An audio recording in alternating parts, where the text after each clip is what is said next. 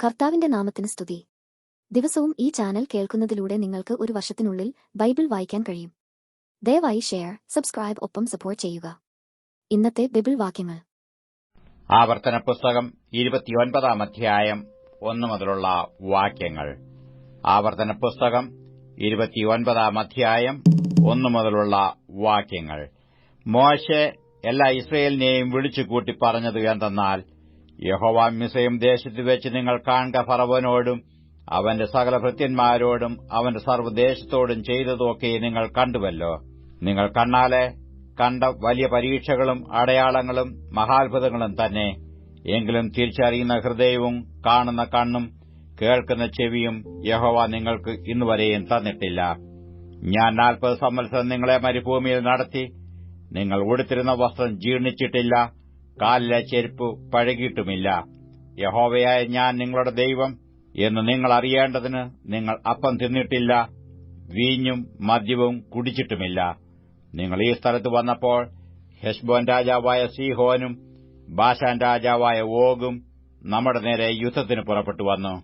എന്നാറെ നാം അവരെ തോൽപ്പിച്ചു അവരുടെ രാജ്യം പിടിച്ച് രൂബേന്യർക്കും ഗാദ്യർക്കും മനശ്ശെയുടെ പാതി ഗോത്രത്തിനും അവകാശമായി കൊടുത്തു. ആകയാൽ നിങ്ങൾ ചെയ്യുന്നതൊക്കെയും സാധിക്കേണ്ടതിന് ഈ നിയമത്തിന്റെ വചനങ്ങളെ പ്രമാണിച്ച് നടപ്പീൻ. ഇന്ന് നിങ്ങളുടെ ഗോത്രത്തലവന്മാരും മൂപ്പന്മാരും പ്രമാണികളും ഇസ്രായേൽ പുരുഷന്മാരൊക്കെയും തന്നെ. നിങ്ങളുടെ കുഞ്ഞുങ്ങൾ, ഭാര്യമാർ, നിന്റെ പാളയത്തിൽ വിറക് കീറുകയും വെള്ളം കോരുകയും ചെയ്യുന്ന പരദേശി എന്നിങ്ങനെ എല്ലാവരും നിന്റെ ദൈവമായ യഹോവ നിന്നോട് അരുളി ചെയ്തതുപോലെയും അബ്രഹാം, ഇസഹാക്ക്, യാക്കോബ് എന്ന നിന്റെ പിതാക്കന്മാരോട് അവൻ സത്യം ചെയ്തതുപോലെയും ഇന്ന് നിന്നെ തനിക്ക് ജനമാക്കേണ്ടതിനും താൻ നിനക്ക് ദൈവമായിരിക്കേണ്ടതിനും നിന്റെ ദൈവമായ യഹോവ ഇന്ന് നിന്നോട് ചെയ്യുന്ന നിയമത്തിലും സത്യബന്ധത്തിലും പ്രവേശിപ്പാൻ അവന്റെ സന്നിധിയിൽ നിൽക്കുന്നു. ഞാൻ ഈ നിയമവും സത്യബന്ധവും ചെയ്യുന്നത് നിങ്ങളോട് മാത്രമല്ല, ഇന്ന് നമ്മോടുകൂടെ നമ്മുടെ ദൈവമായ യഹോവയുടെ സന്നിധിയിൽ നിൽക്കുന്നവരോടും ഇന്ന് ഇവിടെ നമ്മോടുകൂടെ ഇല്ലാത്തവരോടും തന്നെ. നാം മിസ്രയീം ദേശത്ത് എങ്ങനെ പാർത്തുവെന്നും നിങ്ങൾ കടന്നുപോകുന്ന ജാതികളുടെ നടുവിൽ കൂടി എങ്ങനെ കടന്നുവെന്നും നിങ്ങൾ അറിയുന്നുവല്ലോ. അവരുടെ മ്ലേച്ഛതകളും അവരുടെ ഇടയിൽ മരവും കല്ലും വെള്ളിയും പൊന്നും കൊണ്ടുള്ള വിഗ്രഹങ്ങളും നിങ്ങൾ കണ്ടിട്ടുണ്ട്. ആ ജാതികളുടെ ദേവന്മാരെ ചെന്ന് സേവിക്കേണ്ടതിന് ഇന്ന് നമ്മുടെ ദൈവമായ യഹോവയെ വിട്ടുമാറുവാൻ മനസ്സുള്ള യാതൊരു പുരുഷനും സ്ത്രീയും യാതൊരു കുലവും ഗോത്രവും നിങ്ങളിൽ ഉണ്ടാകരുത്. നഞ്ചും കയ്പുമുള്ള ഫലം കായ്ക്കുന്ന യാതൊരു വേരും അരുത്. ഈ ശാപവചനങ്ങളെ കേൾക്കുമ്പോൾ വരണ്ടതും നനവുള്ളതും ഒരുപോലെ നശിക്കേണ്ടതിന് ഞാൻ എന്റെ ഹൃദയത്തിന്റെ കാഠിന്യപ്രകാരം നടന്നാലും എനിക്ക് സുഖം ഉണ്ടാകുമെന്ന് പറഞ്ഞ് തന്റെ ഹൃദയത്തിൽ തന്നെത്താൻ അനുഗ്രഹിക്കും. അവനോട് ക്ഷമിപ്പാൻ യഹോവയ്ക്ക് മനസ്സ് വരാതെ യഹോവയുടെ കോപവും തീക്ഷ്ണതയും ആ മനുഷ്യന്റെ നേരെ ജ്വലിക്കും. ഈ പുസ്തകത്തിൽ എഴുതിയിരിക്കുന്ന ശാപമൊക്കെയും അവന്റെ മേൽ വരും. യഹോവ ആകാശത്തിന് കീഴിൽ നിന്ന് അവന്റെ നാമം മായിച്ചു കളയും. ഈ ന്യായപ്രമാണ പുസ്തകത്തിൽ എഴുതിയിരിക്കുന്ന നിയമത്തിലെ സകല ശാപങ്ങൾക്കും തക്കവണ്ണം യഹോവ ഇസ്രായേലിന്റെ സകല ഗോത്രങ്ങളിൽ നിന്നും അവനെ ദോഷത്തിനായി വേർതിരിക്കും. നിങ്ങളുടെ ശേഷം ഉണ്ടാകുന്ന തലമുറയായ നിങ്ങളുടെ മക്കളും ദൂരദേശത്ത് നിന്ന് വരുന്ന അന്യനും ദേശത്തിലെ ബാധകളും യഹോവ അവിടെ വരുത്തിയ രോഗങ്ങളും യഹോവ തന്റെ കോപത്തിലും ക്രോധത്തിലും സോദോം, ഗോമോര, അദമ, സെബോയീം എന്നീ പട്ടണങ്ങളെ മറിച്ചു കളഞ്ഞതുപോലെ വിതയും വിളവും ഇല്ലാതെയും പുല്ലുപോലും മുളയ്ക്കാതെയും ഗന്ധകവും ഉപ്പും കത്തിയിരിക്കുന്ന ദേശമൊക്കെയും കാണുമ്പോൾ യഹോവ ഈ ദേശത്തോട് ഇങ്ങനെ ചെയ്തതെന്ത്? ഈ മഹാക്രോധാഗ്നിയുടെ കാരണം എന്ത് എന്ന് സകല ജാതികളും ചോദിക്കും. അതിനുണ്ടാകുന്ന മറുപടി എന്തെന്നാൽ, അവരുടെ പിതാക്കന്മാരുടെ ദൈവമായ യഹോവ അവരെ മിസ്രയീം ദേശത്തു നിന്ന് പുറപ്പെടുവിച്ചപ്പോൾ അവരോട് ചെയ്തിരുന്ന നിയമം അവർ ഉപേക്ഷിച്ചു. തങ്ങൾ അറിയുകയോ തങ്ങൾക്ക് നിയമിച്ചു കിട്ടുകയോ ചെയ്തിട്ടില്ലാത്ത അന്യദൈവങ്ങളെ അവർ ചെന്ന് സേവിക്കുകയും നമസ്കരിക്കുകയും ചെയ്തു. അതുകൊണ്ട് ഈ പുസ്തകത്തിൽ എഴുതിയിരിക്കുന്ന ശാപമൊക്കെയും ഈ ദേശത്തിന്മേൽ വരുത്തുവാൻ തക്കവണ്ണം യഹോവയുടെ കോപം അതിനു നേരെ ജ്വലിച്ചു. യഹോവ കോപത്തോടും ക്രോധത്തോടും വലിയ വെറുപ്പോടും കൂടി അവരെ അവരുടെ ദേശത്ത് നിന്ന് പറിച്ചു കളയും. ഇന്നുള്ളതുപോലെ അവരെ മറ്റൊരു ദേശത്തേക്ക് തള്ളിവിടുകയും ചെയ്തു. മറഞ്ഞിരിക്കുന്ന കാര്യങ്ങൾ നമ്മുടെ ദൈവമായ യഹോവയ്ക്കുള്ളവയത്രേ. വെളിപ്പെട്ടിരിക്കുന്നവയോ നാം ഈ ന്യായപ്രമാണത്തിന്റെ സകല വചനങ്ങളും അനുസരിച്ച് നടക്കേണ്ടതിന് എന്നേക്കും നമുക്കും നമ്മുടെ മക്കൾക്കും ഉള്ളവയാകുന്നു. ആവർത്തന പുസ്തകം 30-ാം അധ്യായം 1 മുതലുള്ള വാക്യങ്ങൾ.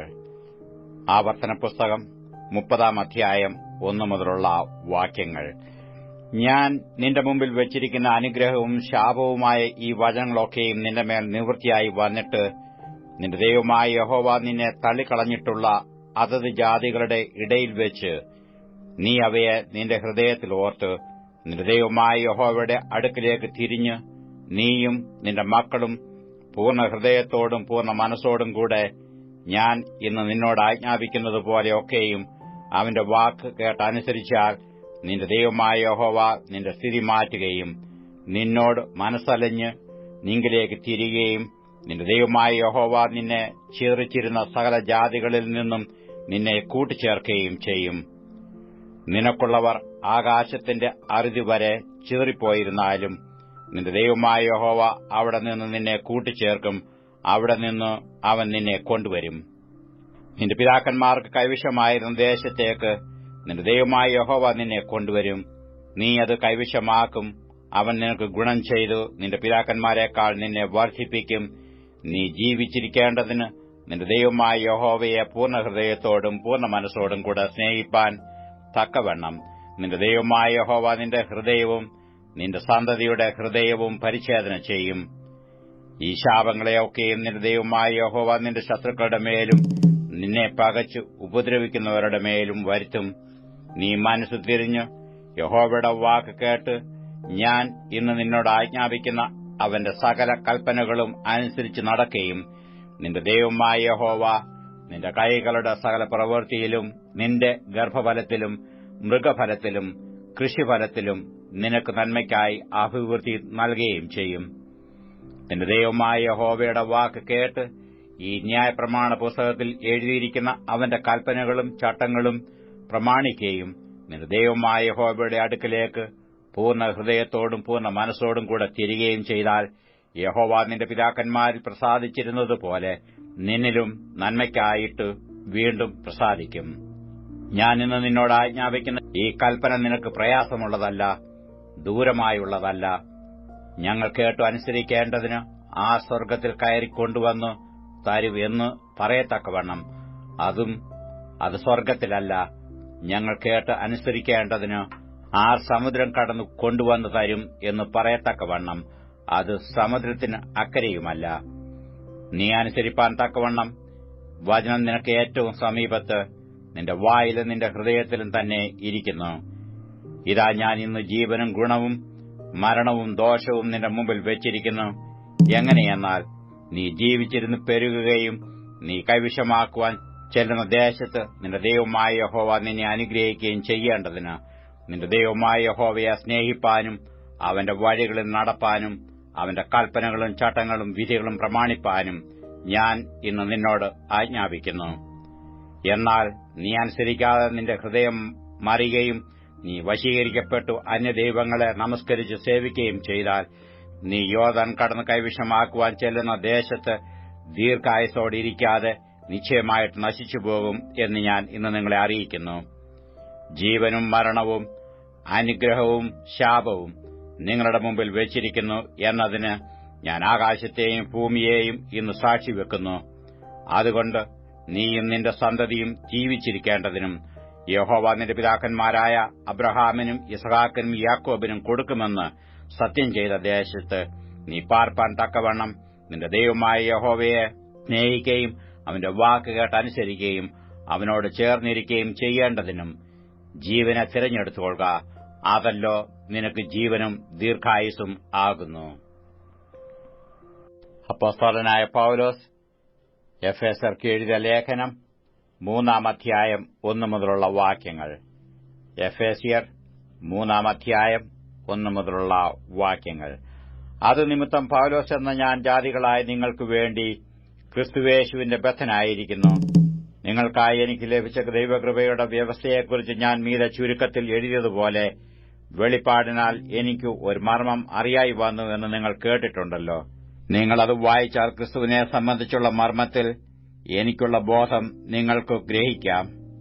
ആ മർമ്മം ഇപ്പോൾ അവന്റെ വിശുദ്ധ അപ്പോസ്തലന്മാർക്കും പ്രവാചകന്മാർക്കും ആത്മാവിനാൽ വെളിപ്പെട്ടതുപോലെ പൂർവ്വകാലങ്ങളിൽ മനുഷ്യർക്ക് അറിയായി വരുന്നില്ല. അതോ ജാതികൾ സുവിശേഷത്താൽ ക്രിസ്തുയേശുവിൽ കൂട്ടവകാശികളും ഏകശരീരസ്ഥരും വാഗ്ദത്തത്തിൽ പങ്കാളികളുമാകണമെന്നുള്ളത് തന്നെ. ആ സുവിശേഷത്തിന് ഞാൻ അവന്റെ ശക്തിയുടെ വ്യാപാരപ്രകാരം എനിക്ക് ലഭിച്ച ദൈവത്തിന്റെ കൃപാദാനത്തിൽ ശുശ്രൂഷക്കാരനായി തീർന്നു.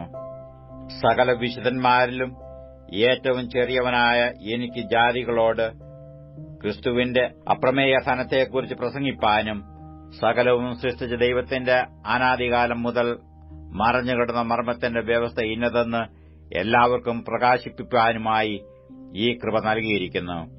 അങ്ങനെ ഇപ്പോൾ സ്വർഗ്ഗത്തിൽ വാഴ്ചകൾക്കും അധികാരങ്ങൾക്കും ദൈവത്തിന്റെ ബഹുവിധമായ ജ്ഞാനം അവൻ നമ്മുടെ കർത്താവായ യേശു ക്രിസ്തുവിൽ നിവർത്തിച്ച അനാദി നിർണയപ്രകാരം സഭ മുഖാന്തരം അറിയായി വരുന്നു.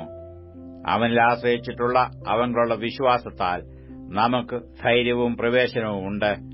അതുകൊണ്ട് ഞാൻ നിങ്ങൾക്ക് വേണ്ടി സഹിക്കുന്ന കഷ്ടങ്ങൾ നിങ്ങളുടെ മഹത്വമാകയാൽ അവ നിമിത്തം അധൈര്യപ്പെട്ടു പോകരുത് എന്ന് ഞാൻ അപേക്ഷിക്കുന്നു. അത് നിമിത്തം ഞാൻ സ്വർഗ്ഗത്തിലും ഭൂമിയിലുമുള്ള സകല കുടുംബത്തിനും പേർ വരുവാൻ കാരണമായ പിതാവിന്റെ സന്നിധിയിൽ മുട്ടുകുത്തുന്നു.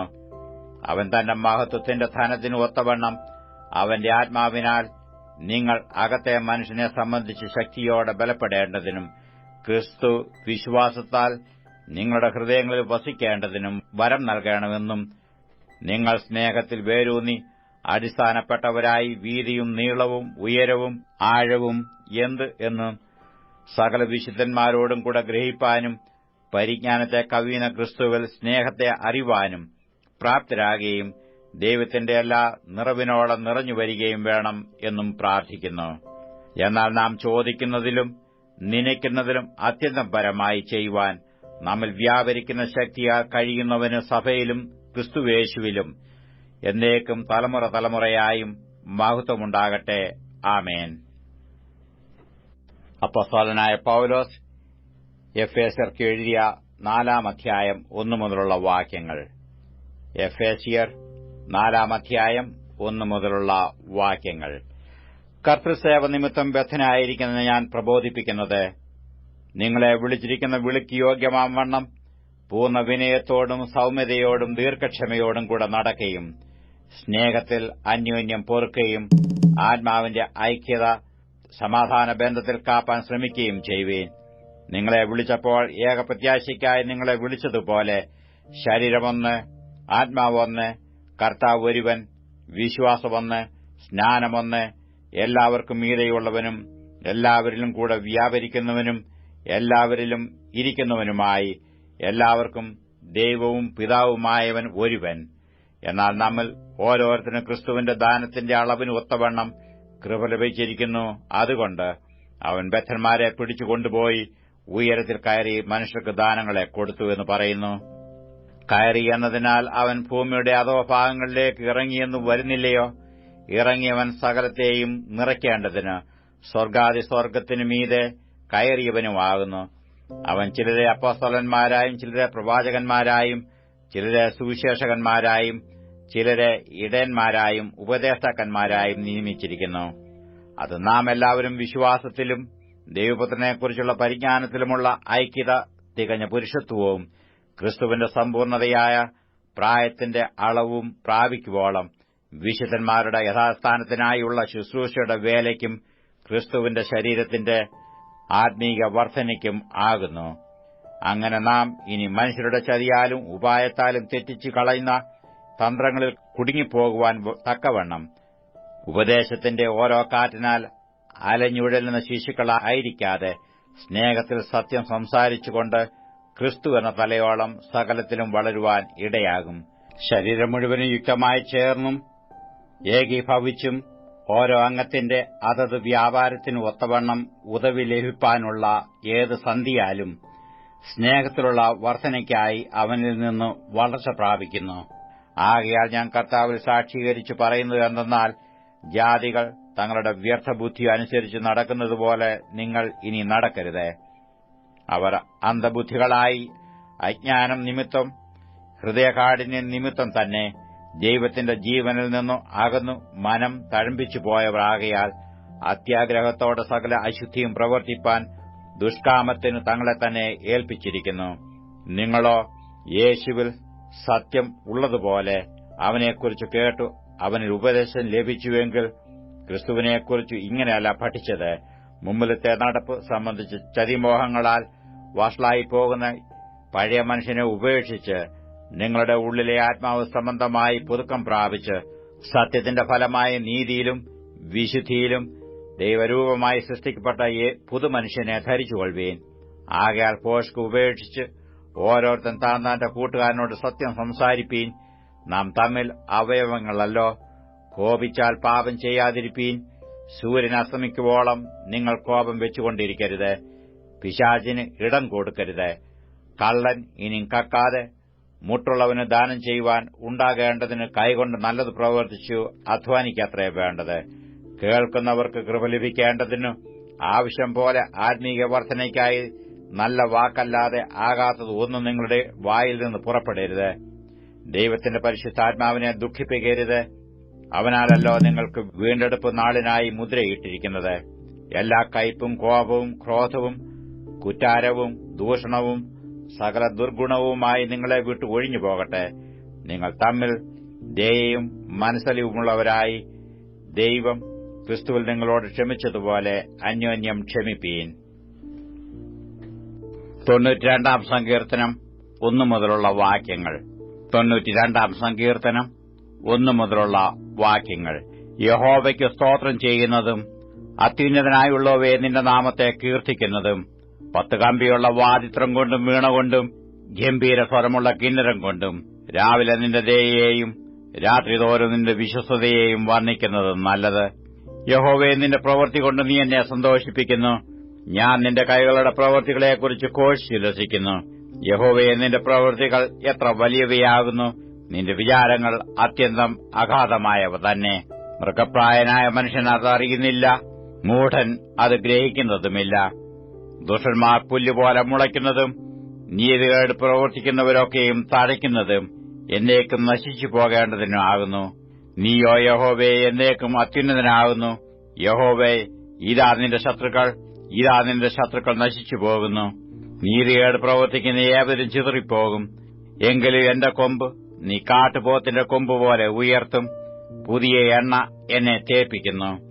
എന്റെ കണ്ണ് എന്റെ ശത്രുക്കളെ കണ്ടും എന്റെ ചെവി എന്നോട് എതിർക്കുന്ന ദുഷ്കർമ്മികളെക്കുറിച്ച് കേട്ടും രസിക്കും. നീതിമാൻ പന പോലെ തഴയ്ക്കും, ലബാനോനിലെ ദേവദാരു പോലെ വളരും. യഹോവയുടെ ആലയത്തിൽ നടുതലയായവർ നമ്മുടെ ദൈവത്തിന്റെ പ്രാകാരങ്ങളിൽ തഴയ്ക്കും.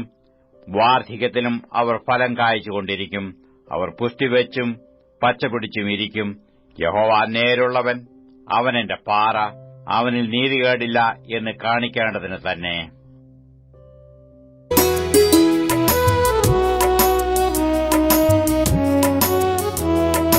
ലോകവാസം തീർന്നിടുവാൻ കാലമായല്ലോ. എന്റെ മേലോകവാസം അടുത്തി പ്രേമകാന്തനെ. ഈ ലോകവാസം തീർന്നിടുവാൻ കാലമായല്ലോ. എന്റെ മേലോകവാസം അടുത്തി പ്രേമകാന്തനെ. വേഗം ചേർന്നിടും വിശുദ്ധരോടു ഞാൻ, വേഗം ചേർന്നിടും വിശുദ്ധരോടു ഞാൻ. ഈ ലോകവാസം തീർന്നിടുവാൻ കാലമായല്ലോ. എന്റെ മേലോകവാസം അടുത്തി പ്രേമകാന്തനെ. ഈ ലോകവാസം തീർന്നിടുവാൻ കാലമായല്ലോ. എന്റെ മേലോകവാസം അടുത്തി പ്രേമകാന്തനെ.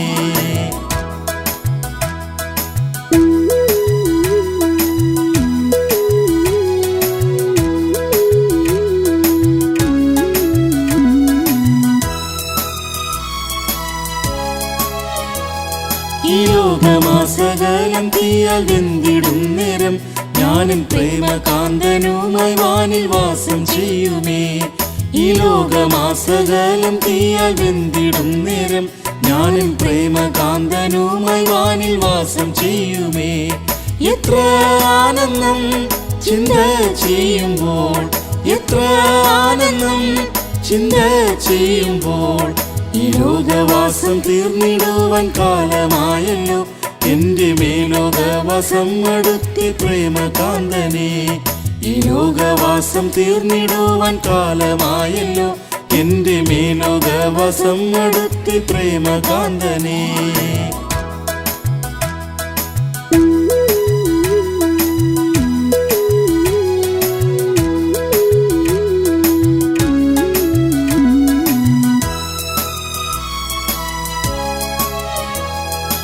ഏഴു പൊന്നില വിളക്കിൻ നടുവിൽ നിൽക്കുന്ന എന്റെ കാന്തനുമായി വാസം ചെയ്യുവാൻ കാലമായല്ലോ. ഏഴു പൊന്നില വിളക്കിൻ നടുവിൽ നിൽക്കുന്ന എന്റെ കാന്തനുമായി വാസം ചെയ്യുവാൻ കാലമായല്ലോ. പ്രേമമേറുന്നേ വാസം ഓർക്കുമ്പോൾ, പ്രേമമേറുന്നേ വാസം ഓർക്കുമ്പോൾ ഈ ലോകവാസം തീർന്നിടുവാൻ കാലമായല്ലോ. എന്റെ മേലോകവാസം അടുത്തി പ്രേമകാന്തനെ, ഈ ലോകവാസം തീർന്നിടുവാൻ കാലമായല്ലോ. എന്റെ മേലോകവാസം അടുത്തി പ്രേമകാന്തനെ.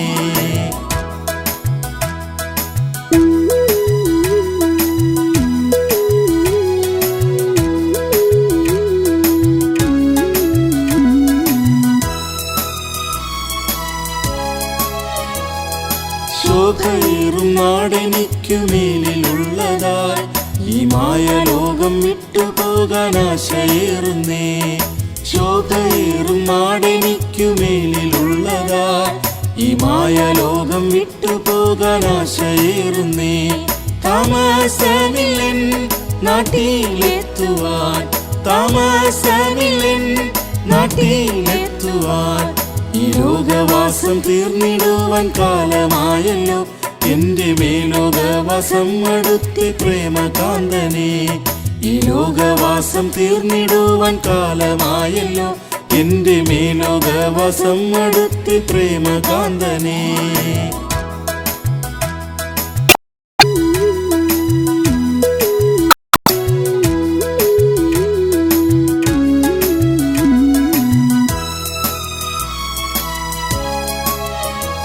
മരുഭൂമി യാത്ര ചെയ്തിടുന്ന ദൈവജനമേ, നമ്മുടെ നാടടുത്തു വേഗമായി തുടർന്നിടിൻ യാത്ര.